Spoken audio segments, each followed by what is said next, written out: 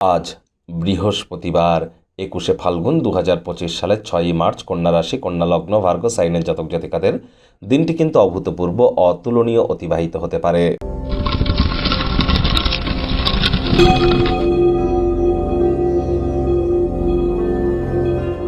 ভিডিওটির শুরুতে স্ক্রিনে আপনারা দেখতে পাচ্ছেন দেবগুরু বৃহস্পতির বীজ মন্ত্র ওম গ্রাং গ্রিং গ্রং স গুরাবে নমঃ।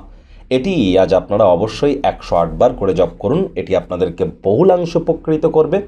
খুবই সম্প্রতি বৃহস্পতি কিন্তু বক্রী থেকে মার্গী হয়েছে এবং বৃহস্পতি বর্তমানে চন্দ্রের নক্ষত্র রোহিণী নক্ষত্রে গোচর করছে এবং বৃহস্পতি রাশি পরিবর্তন করবে 2025 সালের 14ই মে। তার আগে পর্যন্ত কিন্তু বৃহস্পতি বর্তমানে বৃষভ রাশিতে গোচর করছে, যার ফলস্বরূপ আপনাদের রাশির উপরে ঠিক কী প্রভাব পড়বে সে বিষয়ে অলরেডি কিন্তু চ্যানেলে ভিডিও আপলোড করা হয়েছে। বৃহস্পতি রাশি পরিবর্তন নামে যে প্লেলিস্ট আছে সেখানে গেলে আপনারা ভিডিওটি পেয়ে যাবেন। সময় সুযোগ বুঝে দেখে শুনে নিন, কারণ এখান থেকে একটানা 8 বছরের জন্য বৃহস্পতি অতিচারী হতে চলেছেন।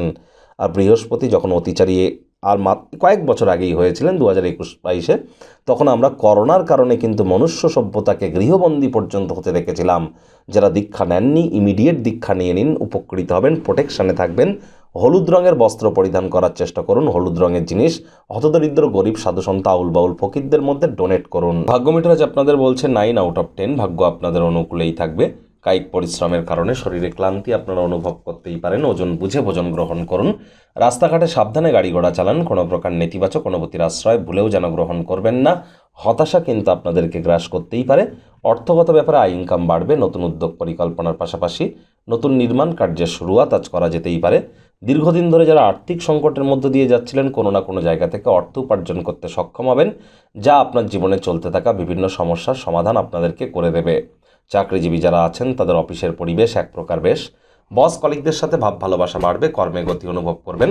স্বল্পমেয়াদী কর্মসূচিতে নিজের নাম নথিভুক্ত করুন। সাম্প্রতিককালে আপনার যে মডার্ন টেকনোলজি এবং স্কিল সেট এগুলি শেখার চেষ্টা করুন, তবেই কিন্তু আপনারা বর্তমান সময়ের সাথে দ্রুততমভাবে নিজেদেরকে অ্যাডাপ্ট করে নিতে সক্ষম হবেন। অবসরকালীন সময়ে গৃহ বা ঘরদোর পরিষ্কার পরিচ্ছন্ন করে কাটান। শিক্ষার্থী বিদ্যার্থীরা যে কোনো প্রকার পরীক্ষা প্রতিযোগিতায় সফলতা অর্জন করবেন উচ্চশিক্ষার জন্য। যারা বিদেশ যাত্রার কথা ভাবছিলেন, ভাগ্যদেবীও আপনাদের পক্ষেই আছেন। সন্তান সন্ততি থেকে থাকলে তারাও তাদের কৃতিত্বের দ্বারা আপনাদেরকে গর্বিত করবে।